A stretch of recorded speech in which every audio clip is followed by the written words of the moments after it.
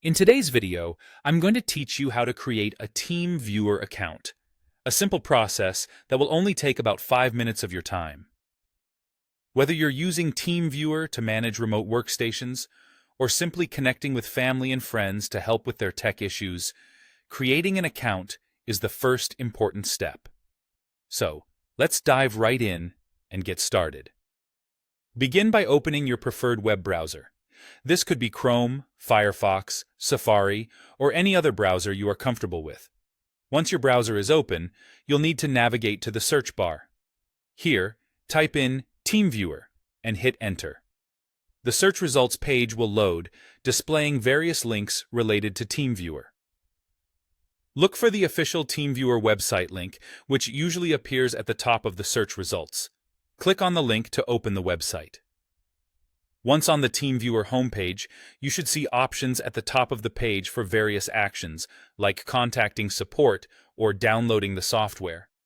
Focus on locating the option that says Sign Up or Create One here. This is usually prominently displayed because Teamviewer encourages new users to sign up. Click on that Sign Up or Create One Here link. You'll be redirected to a registration page where you'll need to enter a few personal details. Teamviewer typically requires you to provide an email address, your full name, and a password that you will use to log in. Remember to choose a password that's secure yet memorable for you. A good practice is to include a mix of letters, numbers, and special characters to enhance your password's security. Once you've filled in the necessary information, double-check everything to ensure it's correct. Errors in your email address or password can cause issues later when trying to sign in. After verifying your details, submit the form by clicking the appropriate button, usually labeled Submit or Register. With your account created, the last step is, of course, to sign in and start using Teamviewer. Return to the Teamviewer homepage and find the Login option.